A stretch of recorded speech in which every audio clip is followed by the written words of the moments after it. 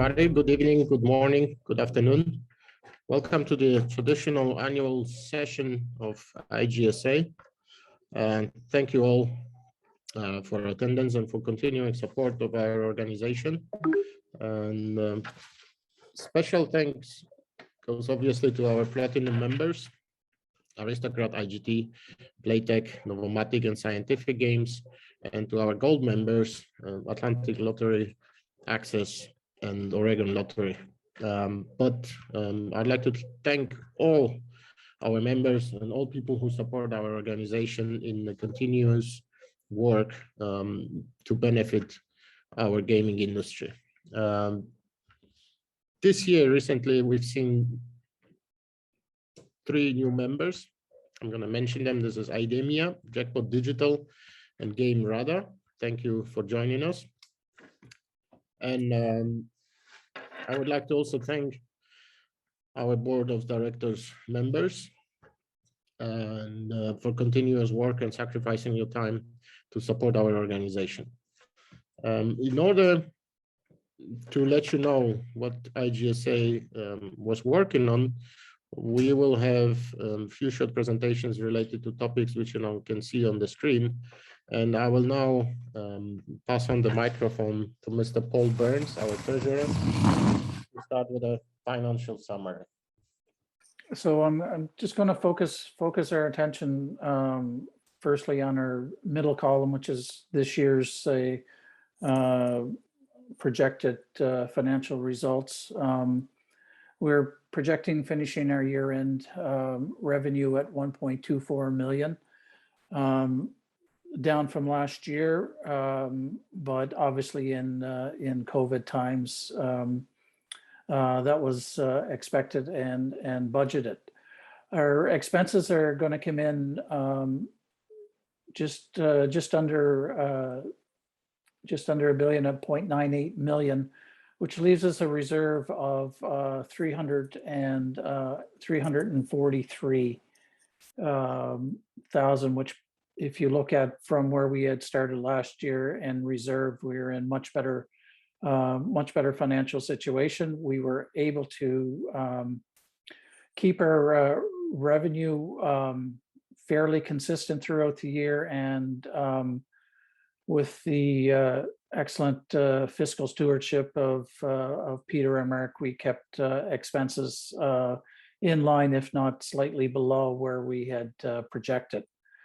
So now when we carry forward into our proposed budget for 2022, again, our budget 1.2 million is pretty much on par. There's, a little slight variation there, but it's essentially on par with this year, as well as our expenses that we will try to maintain the same expenses column as this year, if not slightly below, and still finish the year with a healthy reserve of $230,000. So again, moving forward, our expenses are done to support our strategic budget, and as with this year, projecting into next year, there will continue to be some activities that are maintained virtually. Therefore,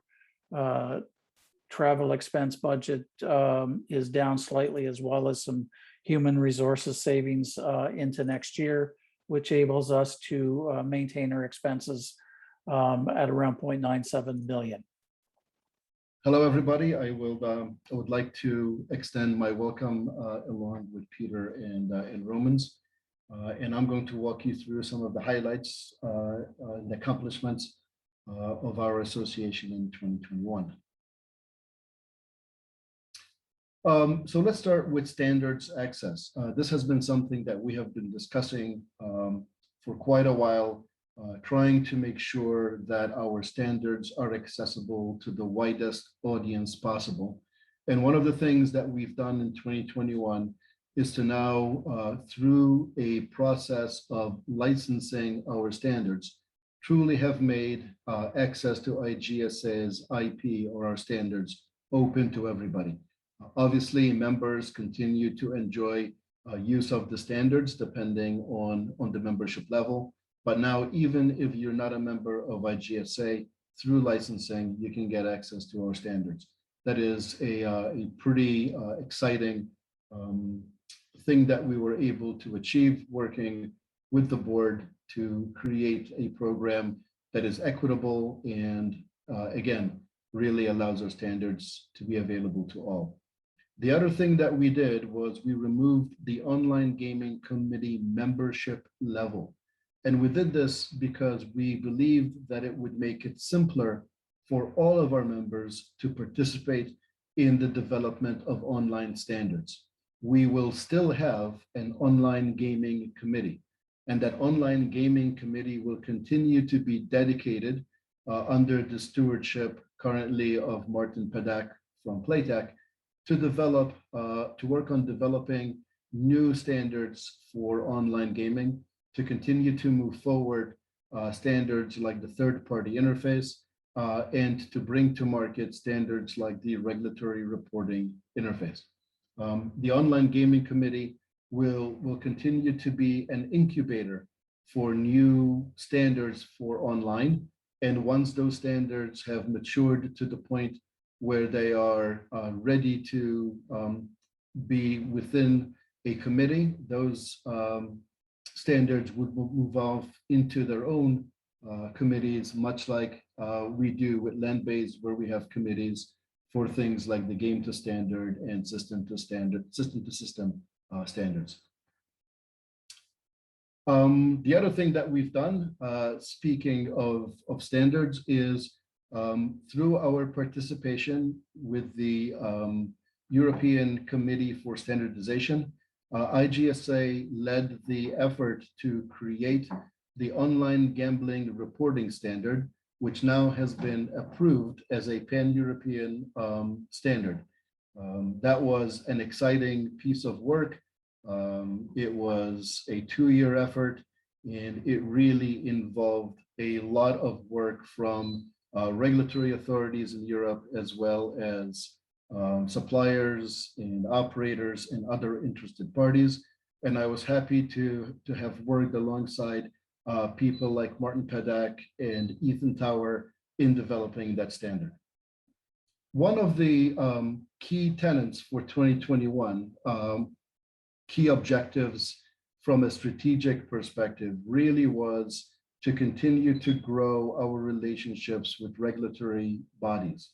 And I'm happy to say that we were able to form a close working relationship with the International Association of Gaming Regulators, and working with them have identified top 2 issues that their members identified as ones that they would like us to help resolve. And those are the creation of a multi-jurisdictional testing framework, obviously a mechanism to have standardization around how games are tested, and the creation of standardized protocols for reporting from gaming systems. And this obviously ties into both the regulatory reporting interface, as well as the online gambling reporting standards that I just spoke of a minute ago. They also identified 2 topics that they would like to learn more about and are looking for our assistance in gaining that learning. The first is artificial intelligence, and we actually, hosted a webinar on artificial intelligence for regulatory authority members just last month. And we are actually planning a second artificial intelligence webinar / in-person education, potentially during the ICE show in London, pending travel restrictions due to COVID. The other thing that they wanted us to help them understand is how standardized protocols for regulatory reporting could really empower them and create efficiencies for operators and suppliers. And so we are now working on creating educational material, again, to talk about OGR and RRI. Moving from international, we formed an alliance with the North American Gaming Regulatory Association. And they too have identified two top issues that are more North American, actually more US focused. And those two items are the regulatory notification processes that exist in the US today, many of which really stem from land-based processes that are now being used for online. And as you can imagine, there are some things there that don't quite translate.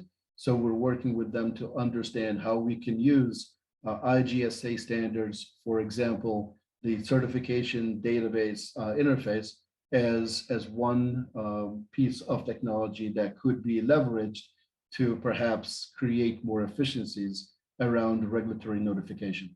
And the other thing is they too are very interested in standard reporting protocols. So the learning, the education that we will create for IAGR, we will also make sure is available to NAGRA.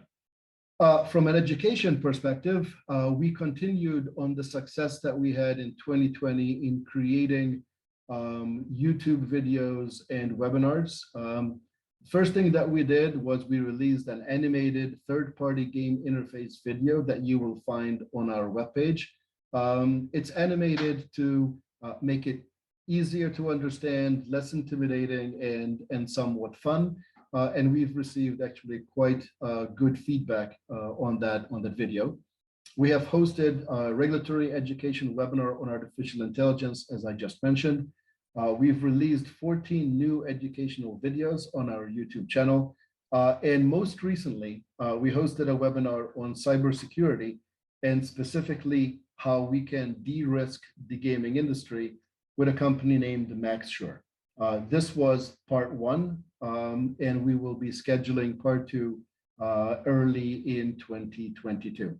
Cybersecurity is an area that is becoming much more critical, not only because of the cybersecurity hacking that is happening, but also as online sports betting continues to grow and expand within the United States, and some of the ways that regulatory authorities are implementing technical requirements that might potentially exacerbate an already dangerous situation from a security perspective.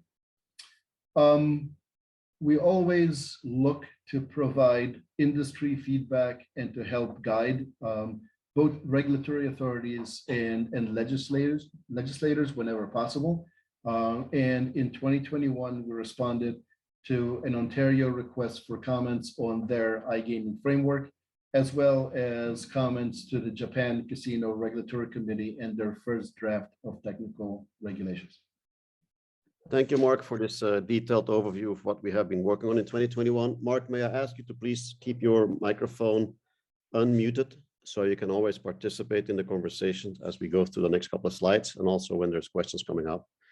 I'd like to talk about what we've been discussing within the board for moving forward in 2022. I think that what's very important, as we all know, is that sports betting sector in North America is expanding very, very rapidly. And we want to make sure that GSA can support that segment of the industry by listening and by inviting companies in that space to bring their technical and business related issues forward. So our focus for 2022 will be North America and will be sports betting and any other online segment related technology in their business. That doesn't mean that we're going to ignore the rest of the world, but that does mean that we're going to really start working together with companies that are either active or are going to become active. We also like to establish a non-technical regulatory affairs committee, having the regulatory affairs individuals from our member companies to participate. And these are non-technical, but we want to make sure that we bring these people together to identify on the challenge that they see, considering the alliances that we have formed, that could potentially benefit from standardization. Mark identified or articulated some of the topics that have been identified by the members of IAGR as well as NAGRA, and as well as some of the regulators that participate in our monthly regulatory meetings. We want to make sure we have our members, regulatory affairs people to do that as well in a separate group. So we can be reacting and supporting them in their objectives. And the last thing is we also like to establish a forum from our members focusing on gaming business needs, slightly different than the regulatory affairs people. But any of the issues out there, we need to make sure that our membership has a place to discuss within a forum any issues that they feel that IGSA can support them and drive this home, specifically with the alliances that we have formed and the alliances that we hope to form. Again, we like to expand on the alliances. We're very grateful to Jason Lane from the Jersey Commission, the Channel Islands, to be working closely with him as president of the International Association of Gaming Regulators, as well as from NAGRA. So we want to continue meetings with regulators. I think there's a lot more work to be done. These things don't move very fast, but it's very, very good that we have this bridge and the openness and the commitment of both parties to work together. And I think IGSA plays a very good role in representing our members' issues that they've identified and really truly play Switzerland. And I think that is widely understood by the regulators that contact us frequently for advice. Not only do we want to strengthen the NAGRA relationship, as you can see, Mark already has talked about these two issues, the extension of the artificial intelligence discussion, that will take place at ICE, and the two work groups, Mark explained that. We continue with these issues. And of course, we want to explore relationship with other industry bodies. There are other industry bodies such as the North American Legislator Group. And I think it's important that we at the highest level also be able to communicate and or explain to those people who write policy what is actually happening and what could potentially help the industry, especially with the rapid growth of online, as we do not want to repeat what happened in land-based and have a fragmented landscape. There is something that we should have learned from the past, and we hope that moving forward, we can all start working together more to the benefit of the industry. And again, in our opinion, IGSA remains uniquely positioned. We've now been in existence for more than 22 years. And what is important that we've been identified as truly Switzerland, a neutral party. And in front of the policy domain people or the regulators, that breeds trust. That's something that we've learned through AGRA and NAGRA. And again, we want to remain neutral, but we want to represent the industry in the best possible light to our members in the industry as a whole.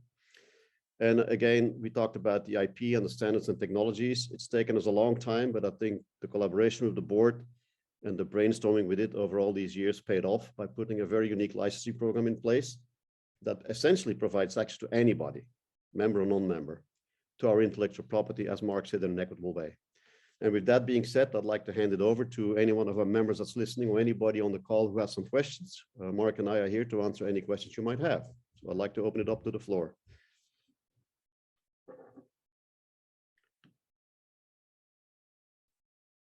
Okay, so if there are no more questions, feel free to reach out. Thank you very much for your time, and we'll talk next year.